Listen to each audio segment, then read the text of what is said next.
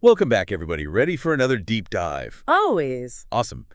Today, we're going to be looking at the book of Ephesians. Oh, fantastic. It's one that a lot of people have heard of, but Yeah. maybe haven't really dug into deeply.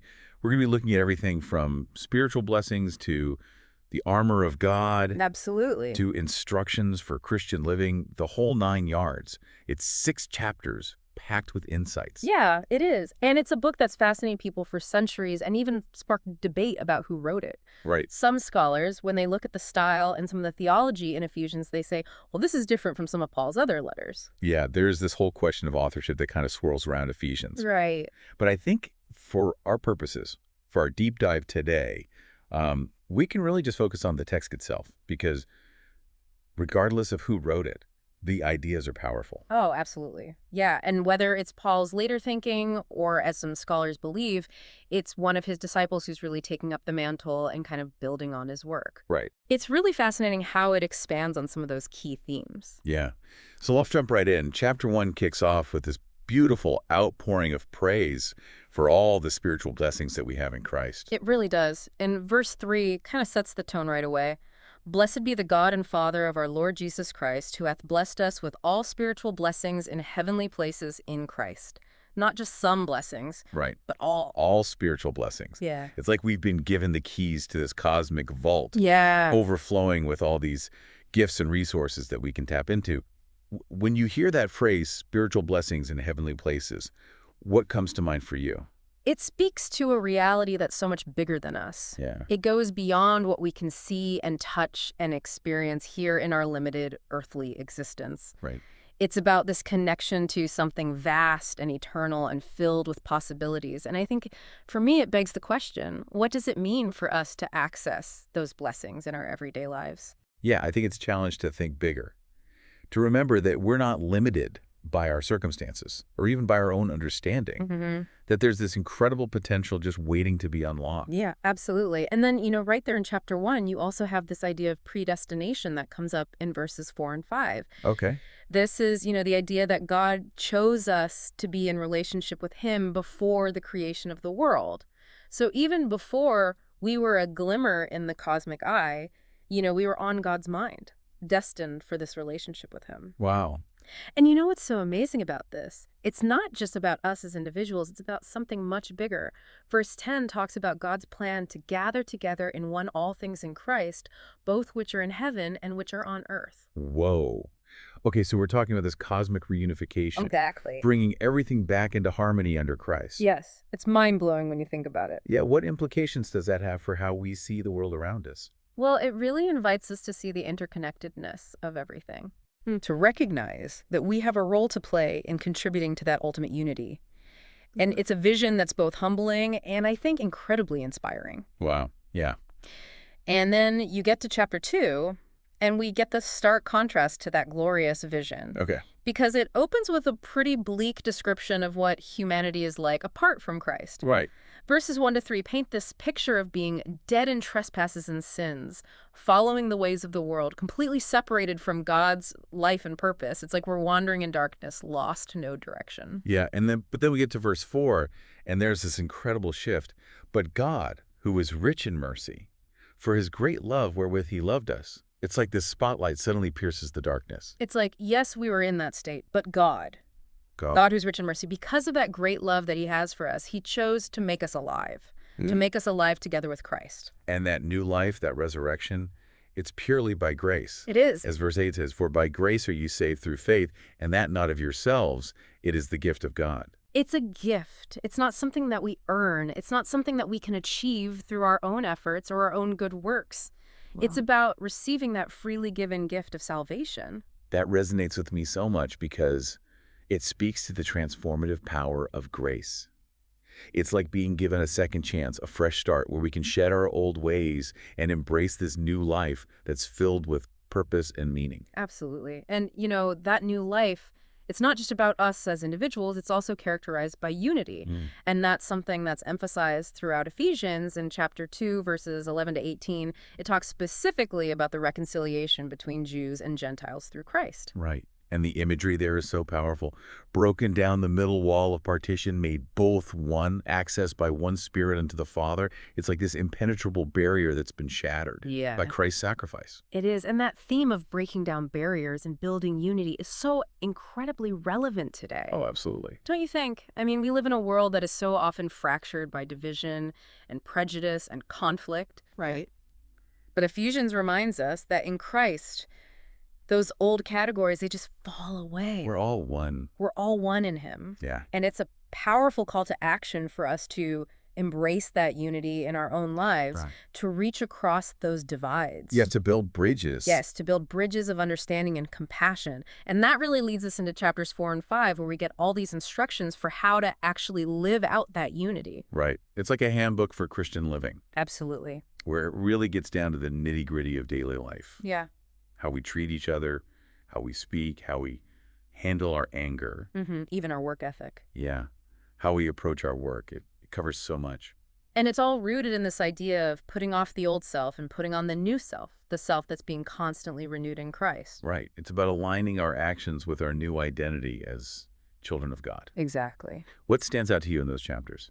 Well, I'm really struck by the imagery in chapter 5 where it talks about walking in love and avoiding the unfruitful works of darkness. Like this very clear choice that we have each day. We can choose to walk in the light of Christ's love, Right.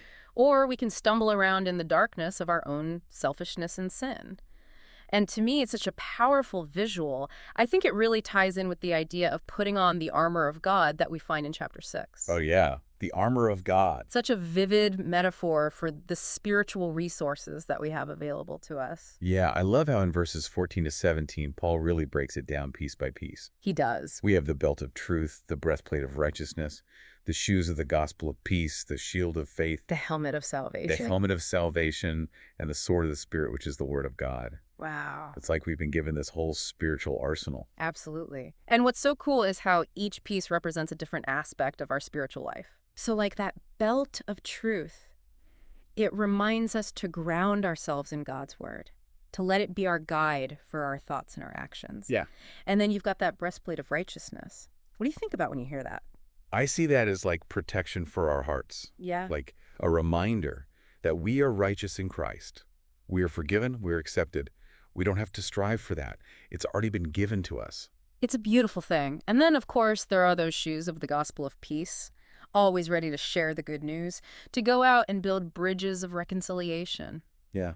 And who could forget the shield of faith, deflecting all those fiery darts of doubt and fear that come our way? It's about standing firm in our belief, Yes. even when things get tough. Absolutely. And we've got the helmet of salvation protecting our minds from those lies and those deceptions Right. that try to creep in, reminding us that we are secure in Christ. And then last but not least, we have the sword of the Spirit, which is the word of God. Yeah.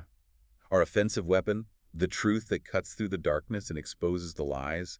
It's about knowing and applying Scripture to our lives, Yeah. combating temptation, speaking words of life and hope. Yeah, it really is. And this whole concept of the armor of God, I think, is just this powerful reminder that we're not alone in our struggles. We've been given everything we need to stand firm and overcome. Yeah. It's like we've been handed this incredible toolkit, We have. but it's up to us to actually use it. Yeah. So the question is, how do we put on this armor in our daily lives? How do we do that? Well, I think it starts with a conscious choice to make God's truth our foundation. Okay. So it's about spending time in His Word, meditating on His promises, letting His Spirit guide our steps. It's about actively resisting temptation and choosing to walk in obedience to His commands. It's about living out all those instructions that we talked about back in chapters 4 and 5, those practical ways to actually embody our faith. Right. And I think it's also about praying for strength and wisdom, relying on His power to sustain us because we can't do it on our own. Right. So good. And then we get to the final section of Ephesians, which is chapters 5.22, 33, and 6.19. And this section addresses household relationships, Right. husbands and wives, parents and children. And I think these passages can be a bit tricky to navigate. They can, especially because they've been interpreted in a lot of different ways over the centuries. And so I think it's really important to approach them with sensitivity and to keep in mind the historical context in which they were written. Yeah. We can't just take a surface reading and apply it directly to our modern context, but if we dig a little deeper, What are some of the overarching themes that we can glean from those passages? Well, one that stands out to me is just the simple emphasis on love and respect. So, husbands are called to love their wives sacrificially, just as Christ loved the church, and wives are called to respect their husbands. And I think that's really about recognizing the inherent worth and dignity of each person in the relationship. Yeah. And it's not just about romantic relationships. That extends to the parent-child dynamic as well. Parents are called to love and nurture their children, while children are called to honor and obey their parents. Right. And it's about creating that home environment where everyone feels loved and valued and secure. Yeah. And it all comes back to that overarching theme of unity that we see throughout Ephesians, whether it's unity within the church, unity across cultural divides, or unity within our own families. It's about recognizing our interconnectedness and striving to live in harmony. Absolutely. It's a tall order, for sure, but Ephesians gives us this powerful vision of what's possible when we ground ourselves in God's grace, equip ourselves with His armor, and choose to walk in love and unity. So well said. And as we wrap up our deep dive into Ephesians, I just want to encourage everyone listening to take some time to explore this book for themselves. Don't just take our word for it. Dive into that text, wrestle with the ideas, and see how God speaks to you through it. Yeah, I love that. You might be surprised by what you discover. And remember, it's not about getting everything right or having all the answers. It's about approaching these ancient words with an open heart. Yes. And a willingness to learn and grow. Exactly. And let those words challenge you, inspire you, and guide you as you seek to live out your faith in a way that brings glory to God and makes a difference in the world. So good. Yeah. Until next time, keep seeking, keep exploring, and keep diving deep. Yes. And it really is a great reminder that our faith isn't just about personal piety. Right. It's about engaging with the world around us Absolutely. in a way that reflects Christ's love Yes. and brings peace. And that peace, I think, starts within. When we're grounded in God's grace, when we're equipped with His armor, we can face any challenge with confidence, with compassion. Absolutely. Yeah. And speaking of challenges, we can't forget about that final section of Ephesians. Right. It delves into household relationships, husbands and wives, parents and children. I mean, these dynamics, they're as relevant today as they were back then. Absolutely. And while they have sparked a lot of debate over the centuries, For sure. I think if we approach them with humility Right. and with an understanding of the historical context, there's a lot of wisdom there. Yeah. We can't just impose like a modern lens on these ancient texts. Right. But what are some of the core principles that resonate with you? Well, one thing that stands out to me is just that emphasis on love and respect. So husbands are called to love their wives sacrificially, just as Christ loved the church. And wives are called to respect their husbands. And I think it's really about recognizing the inherent worth and dignity of each person in that relationship. Mm-hmm. And it's not just about romantic relationships. It extends to the parent-child dynamic as well. Parents are called to love and nurture their children, Right. while children are called to honor and obey their parents. It's about creating that home environment where everyone feels loved and valued and secure. Exactly. And again, it comes back to that overarching theme of unity that we see throughout Ephesians, whether it's the unity within the church, the unity across cultural divides, or the unity within our own families. Yeah. It's about recognizing that interconnectedness and striving to live in harmony. It's a tall order. It is. But Ephesians gives us this powerful vision of what's possible. Yeah. When we ground ourselves in God's grace, we equip ourselves with His armor, and we choose to walk in love and unity. So well said. And as we wrap up our deep dive into Ephesians, I just want to encourage everyone listening to take some time to explore this book for yourself. Don't just take our word for it. Dive into that text, wrestle with the ideas, and see how God speaks to you through it. Yeah, I love that. You might be surprised by what you discover. And remember, it's not about getting everything right or having all the answers. It's about approaching these ancient words with an open heart and a willingness to learn and grow. Exactly. And let those words challenge you, inspire you, and guide you as you seek to live out your faith in a way that brings glory to God and makes a difference in the world. So good. Until next time, keep seeking, keep exploring, and keep diving deep. Yes. And it really is a reminder that it's not about us as individuals. Right. It's about recognizing that we are all part of something much bigger. Yeah. Absolutely. And that when we ground ourselves in that reality, when we remember who we are in Christ, that's where that real transformation begins. That's where we can start to live out that unity that Ephesians talks about. So good.